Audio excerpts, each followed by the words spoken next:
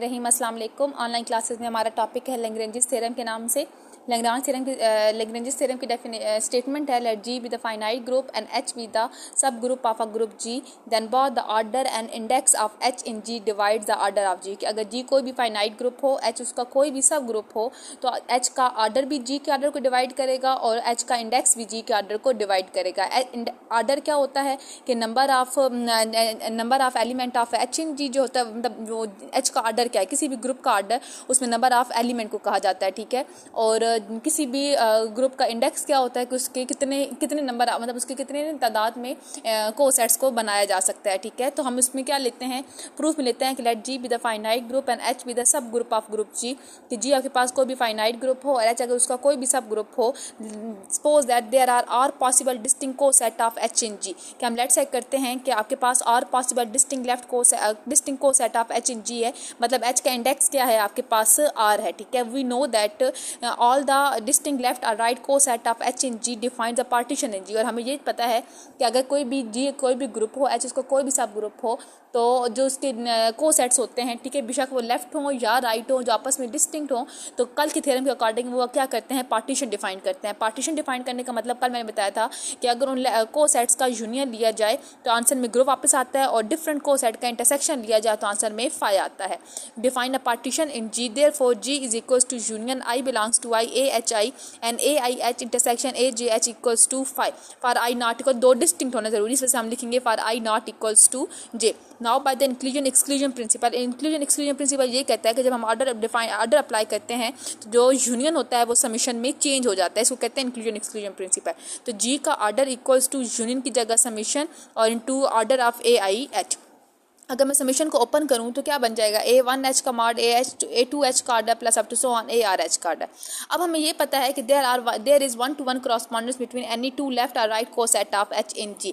कि आपके पास के 1-to-1 correspondence, 1-to-1 correspondence क्या होती है कि लेट्स से कि आपके पास AIH में 1 2 3 एलिमेंट हैं और A2H में आपके पास 3 4 5 एलिमेंट है। तो इसमें भी 3 एलिमेंट होंगे, इसमें भी 3 एलिमेंट, क्योंकि ये दोनों किससे बनने हुए हैं, एच से बने हुए हैं। और अगर एच में 3 एलिमेंट हैं तो इसके अंदर भी 3 एलिमेंट होंगे, तो हर एलिमेंट को दूसरे सेट का दूसरा एलिमेंट असाइन किया जा सकता है, इसको कहते हैं 1-to-1 क्रॉसपॉन्डेंस। इसी तरीके से एच इज आल्सो को सेट, तो क्योंकि अगर 1-to-1 क्रॉसपॉन्डेंस हो तो एच खुद भी तो क्रॉस सेट होता है ना आपके पास, क्योंकि जब आइडेंटिटी के साथ, जैसे ग्रुप के एक एलिमेंट ई है, जब वो एच के साथ प्लस या मल्टीप्लाई होता है, ठीक है, तो आंसर में को सेट वापस आता है, ई एच वाला जो होता है, तो वो अगेन एच ही वापस आता है। तो एच खुद क्या होता है, को सेट होता है। तो इसका मतलब है कि ऑर्डर ऑफ एच को ऑर्डर ऑफ को सेट की कर रखा जा सकता है। तो हमने क्या किया, तो आपके पास ये क्या बन जाएगा, जी का ऑर्डर इक्वल हो जाएगा एच का ऑर्डर प्लस एच का order up to so on H का ऑर्डर, और कितनी दफ़ा आर टाइम्स। ठीक है, क्योंकि आर को सेट डिफाइन हुई हुई है, इसको मैं लिख सकती हूँ आर इंटू एच का ऑर्डर, क्योंकि अगर आपके पास, अब यहाँ से आपके पास क्या है, जी का order is equals to R into H का ऑर्डर। ये जी का ऑर्डर है, ये सब ग्रुप का ऑर्डर है, और आर क्या है, सब ग्रुप का इंडेक्स है। तो आपके पास बाय आपने नंबर थ्योरी में ये चीज़ पढ़ी है कि अगर इस तरीके से आ जाए, ठीक है, आर अगर आपके पास एज इंटीजर लिया जाए, ठीक है, आर को एज इंटीजर माना जाए तो एच का ऑर्डर डिवाइड करेगा जी के ऑर्डर को, और अगर एच का ऑर्डर को एज इंटीजर माना जाए, क्योंकि ऑर्डर सारी बात है कोई ना कोई नंबर में होगा, कोई ना कोई तादाद होगी, तो नंबर्स में अगर हम उसको इंटीजर माने तो आर डिवाइड करेगा जी के ऑर्डर को। तो यहाँ से हमारे पास क्या आता है कि ऑर्डर ऑफ सब ग्रुप भी ऑर्डर ऑफ ग्रुप को डिवाइड करता है, और ऑर्डर ऑफ जो इंडेक्स ऑफ सब ग्रुप होता है वो भी ऑर्डर ऑफ ग्रुप को डिवाइड करता है। This complete the proof of the Lagrange's theorem. ठीक है, आपका टास्क क्या है, आपने सर्च करना है एप्लीकेशंस ऑफ लैग्रेंजेस थ्योरम, और ये आपके सिलेबस में इंक्लूड होगा, इसको अच्छे से सर्च करके इसका प्रूफ आप लोगों ने खुद लिखना है। आपका टॉपिक है application of Lagrange's theorem. Theorem को यूज़ करके हम अपना क्वेश्चन नंबर 12 करते हैं। क्वेश्चन नंबर 12 हमारे पास है कि let H and K be the two finite sub group of a group G whose order are relatively prime, मतलब एच का ऑर्डर और जी का ऑर्डर का जो GCD है वो आपके पास क्या है, 1 है। प्रूव दैट एच इंटरसेक्शन के जो है उसके अंदर सिर्फ एक आइडेंटिटी वाला एलिमेंट वापस आता है। ठीक है, तो हम लिखते हैं given that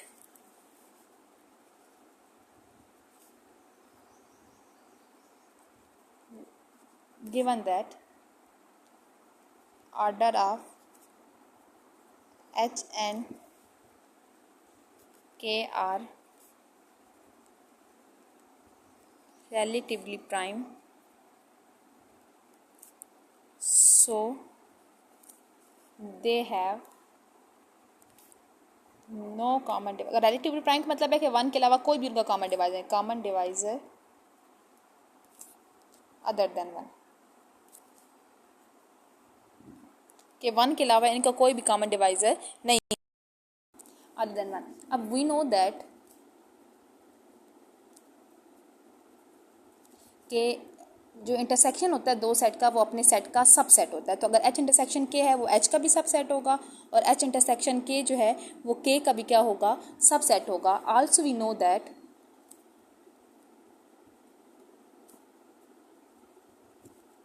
intersection of two subgroup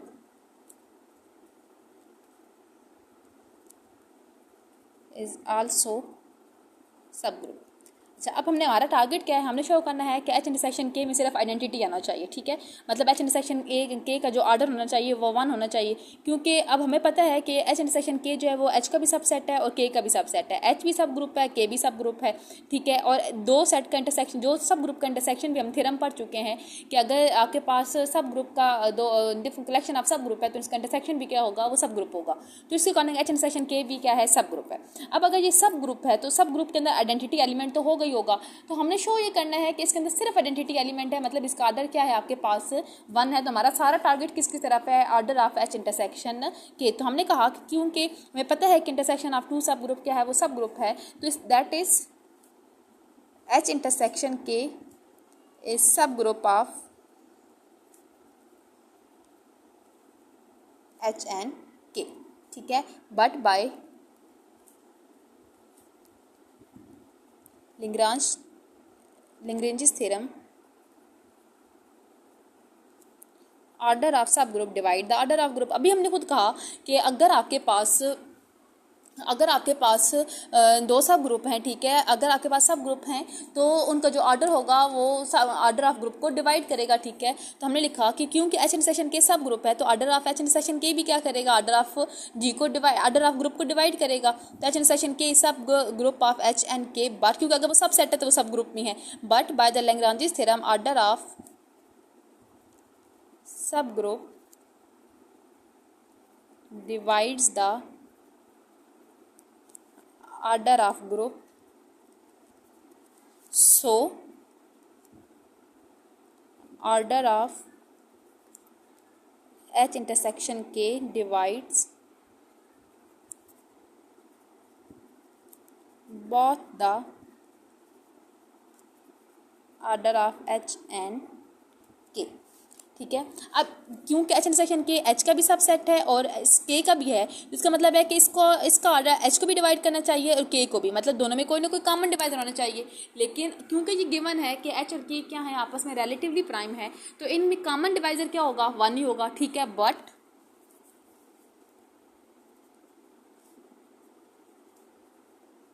the common divisor of H and K is 1। अगर 1 है तो जारी बात है 1 ऑर्डर का एक ही ग्रुप होता है, मतलब अगर 1 है तो 1 को ही डिवाइड करता है। So order of H intersection K भी क्या होगा, 1 होगा। अब H इंटरसेक्शन K एक सब ग्रुप है और उसका ऑर्डर 1 है, मतलब उसके अंदर क्या एक ही एलिमेंट है जो आइडेंटिटी एलिमेंट है एज रिक्वायर्ड। क्वेश्चन नंबर 13 पे आते हैं। क्वेश्चन नंबर 13 आपके पास है कि let n be the integer greater than 1, के n अगर आपके पास कोई भी इंटीजर हो जो 1 से बड़ा हो, and h is equals to 0 plus minus n plus minus 2 and so plus minus 3 and so on. Find all the left coset of h in z plus what is there number. कि हमने क्या करना है कि एक तो h given है, z plus मतलब z अंडर एडिशन ग्रुप हमें इंटीजर्स का गिवन है जो ग्रेटर दैन 1 इंटीजर्स को कंटेन करता है, ठीक है। और हमने क्या करना है, एच के सारे लेफ्ट को सेट्स को फाइंड करना और बताना कि तादाद में वो लेफ्ट को सेट होंगे कितने, ठीक है। तो हमारे पास इसका प्रूफ है, यहाँ से देख लेते हैं। प्रूफ हमारे पास है कि let h is here h is equals to 0 plus minus n plus minus 2 n plus minus 3 and so on. We have to find all the left coset of h in z plus. कि हमें क्या करना है, h के z plus के अंदर सारे के सारे लेफ्ट को सेट्स को फाइंड करना है। So all the left coset of h in z are written as, ठीक है। 0 से स्टार्ट लेंगे, ठीक है। क्या करना है, इंटीजर है ना, इंटीजर आपके पास पॉजिटिव है, तो हमने क्या करना है 0 प्लस प्लस h ठीक है। 0 प्लस एच क्या करना है, 0 plus 0 0, 0 plus plus minus N 0 plus minus N 0 plus plus minus 2n, मतलब से सेम आंसर आ जाएगा। जब प्लस माइनस इंटीजर्स का सेट है तो प्लस 1 को जब ऐड करूँगी, ठीक है, तो जब प्लस 1 को ऐड करूँगी तो मेरे पास क्या आ जाएगा, plus 1 minus plus 0 1, 1 plus minus N 1 plus minus 2 and so on. Minus 1 को ऐड, क्योंकि आपके पास z प्लस जो होता है ना वो z आपके पास है, इंटीजर्स का सेट जो है वो 0 plus minus 1 plus minus 2 and so on, ये है। ठीक है, तो जब माइनस 1 को ऐड करूँगी तो minus 1 plus 0 minus 1 plus minus and minus 1 plus minus 2 and so on. फिर प्लस 2 को ऐड करूँगी, प्लस 2 को ऐड करने के बाद फिर हमारे पास लास्ट में हम n माइनस 1 को ऐड करेंगे। अब n तक क्यों नहीं गए, जब n माइनस 1 को ऐड करूँगी फिर भी कोई ना कोई चेंजिंग आएगी। जब मैं n को ऐड करूँगी, ठीक है, जब मैं n को ऐड करूँगी तो बन जाएगा n प्लस 0 n, ठीक है, फिर वही चीज़ प्लस n आ जाएगा, n plus n plus 2n n minus n 0, दोबारा ये आ जाएगा। मतलब ये भी कवर हो गया, प्लस n भी कवर हो गया और प्लस 2n भी कवर हो गया। n प्लस 2n करूँगी तो 3n, अगले वाला 3n कवर हो जाएगा। n माइनस 2n करूँगी तो माइनस n ये वाला कवर हो जाएगा। मतलब दोबारा से यही वाला जो ग्रुप है ना, सब ग्रुप वापस आता जाएगा। तो हम इसको गिनती में, जो सेम होते हैं ना, हम इसको गिनती में नहीं लेते। इसका मतलब है कि n माइनस 1 के बाद जब मैं आगे बढ़ती जाऊँगी वैल्यू पुट करते हुए, तो मेरे पास अगेन क्या होगा, इन इको सेट्स में से ही कोई ना कोई रिपीटेशन में आ जाएगा। तो इट्स मीन कि हमारा आखिरी को सेट ये बनेगा। अब तादाद गिनते हैं, ठीक है, ये हो गया प्लस माइनस 1 से n माइनस 1 तक, और एक ये 0 वाला, तो टोटल कितने हो गए तादाद में n। तो नंबर ऑफ डिस्टिंक्ट को set of h in z is n। Clear हो गया। हमने क्वेश्चन नंबर 14, 15, 16 और 17 को डिस्कस कर लिया था। आपके पास अब हमारा क्वेश्चन नंबर 1 से 5 तक रह गया, अब उनको डिस्कस करते हैं। एक्सरसाइज 2.2 का जो क्वेश्चन नंबर 1 है, ये सेम वही क्वेश्चन हमने एग्जांपल देनी है बिलियन ग्रुप की जो साइक्लिक ना हो। तो हमने एक्सरसाइज 2.1 में क्वेश्चन नंबर 10 किया था कि कोई भी ऐसा ग्रुप बताएं जो बिलियन हो। ठीक है, हमने उसमें ग्रुप लिया था ई ए और ए बी वाला एलिमेंट, ई ए और बी 3 एलिमेंट लिए थे, और हमने शो किया था कि वो आपके पास क्या है, बिलियन है, और ई ए और बी आपके पास एक दूसरे से जनरेट नहीं होते, तो इसका मतलब है कि वो साइक्लिक भी नहीं है। तो आप इसमें जो एक्सरसाइज 2.1 है उसका क्वेश्चन नंबर 10 का आंसर इसके अंदर लिखेंगे। ठीक है, क्वेश्चन नंबर 2 आपके पास है, explain why the order of 47 can not be the proper सब ग्रुप। कि ऑर्डर ऑफ जो कोई भी ग्रुप जिसका ऑर्डर 47 हो वो प्रॉपर सब ग्रुप को क्यों नहीं दे सकता। ठीक है, ऑर्डर ऑफ जो सब ग्रुप होना चाहिए ना, ठीक है, जो भी सब ग्रुप होना चाहिए वो ऑर्डर ऑफ ग्रुप को डिवाइड करना चाहिए। अब 47 कैसा नंबर है, प्राइम नंबर है। अब 47 अगर प्राइम नंबर है तो 47 का जो डिवाइज़र है ना, या तो वो 1 होगा या तो वो 47 होगा। ठीक है, और हमें पता है कि ऑर्डर कोई भी ग्रुप जिसमें सिर्फ आइडेंटिटी, ऑर्डर 1 का ग्रुप क्या होगा, सब ग्रुप आइडेंटिटी वाला, और ऑर्डर 47 का ग्रुप खुद। ठीक है, ई और जी जो होते हैं वो इम्प्रॉपर सब ग्रुप होते हैं। ठीक है, तो इसका मतलब इसका प्रॉपर सब ग्रुप होगा ही नहीं। तो आपने इसके डिवीजन में लिखना है the divisor of 47 is 1 and 47 itself because the 47 is a prime number, so it cannot have a proper subgroup। इसका रीज़न यही है कि बाई लैग्रांजिस थ्योरम ऑर्डर ऑफ सब ग्रुप जो होना चाहिए वो ऑर्डर ऑफ ग्रुप को डिवाइड करना चाहिए। अब 47 क्योंकि प्राइम नंबर है तो 47 के दो ही डिवाइजर्स होंगे, एक 47 और एक 1। इन दोनों से बनने वाले जो ग्रुप होते हैं वो इम्प्रॉपर होते हैं, प्रॉपर सब ग्रुप नहीं होते। ठीक है, क्वेश्चन नंबर 3 आपके पास है कि let G be the group of order 89, can G have a sub group of order 12, 16 and 24। के ऑर्डर अगर जी कोई भी ग्रुप हो जिसका ऑर्डर 89 हो। ठीक है, अगेन लैग्रांज थ्योरम, ऑर्डर अगर 89 है तो उसके सब ग्रुप जो होंगे वो उसका ऑर्डर 89 को डिवाइड करना चाहिए। अब 89 का ना 12 डिवाइजर है, ना 16 डिवाइजर है, ना 24 डिवाइजर है। तो इसका मतलब है कि जी का कोई भी सब ग्रुप ऐसा नहीं होगा जिसका ऑर्डर 12 हो, 16 हो या 24 हो, क्योंकि ना 12 89 को डिवाइड करता है, ना 16 डिवाइड करता है, ना 24 करता है। तो इसका रीज़न लिखते हैं कि the 12, 16 and 24 are not the divisor of 89, so these are not the सब group of a group of order 89। Question number जो 4 है इसको हम इस लोग को आप लोग खुद सर्च करेंगे, एज असाइनमेंट क्वेश्चन है ये आपका। Show that infinite cyclic group has an exactly 2 distinct generator. ठीक है, इसका ये आपके असाइनमेंट का क्वेश्चन है, इसको असाइनमेंट में डालिएगा और आप लोग अपनी असाइनमेंट भी इंशाल्लाह मुझे सेंड कर दीजिएगा। जो क्वेश्चन एक्सरसाइज 2.1 वाली आई थी, जो क्वेश्चन मैंने आपको एज असाइनमेंट दिए थे इस एक्सरसाइज में से भी क्वेश्चन नंबर 11 दिया हुआ था, क्वेश्चन नंबर 20 था, 9, 10 था। ठीक है, इसी तरीके से क्वेश्चन नंबर 15, 16 था। तो इन सबको कंबाइन करके एक असाइनमेंट की फॉर्म में बना के मुझे इंशाल्लाह ये आप लोग परसों तक सेंड कर देंगे। ठीक है, मंगल तक। फिर क्वेश्चन नंबर 5 आपके पास है। क्वेश्चन नंबर 5 है कि इज क्यू प्लस मतलब set of rational number under relation is a cyclic group by. कि अगर क्या ये साइक्लिक ग्रुप है, और अगर साइक्लिक ग्रुप है तो क्यों है। अच्छा, साइक्लिक ग्रुप क्या होता है? साइक्लिक ग्रुप आपके पास होता है कि कोई भी ग्रुप जिसका जनरेटर फाइंड किया जा सके, कि जिससे बाकी जनरेटर बन सके, ठीक है।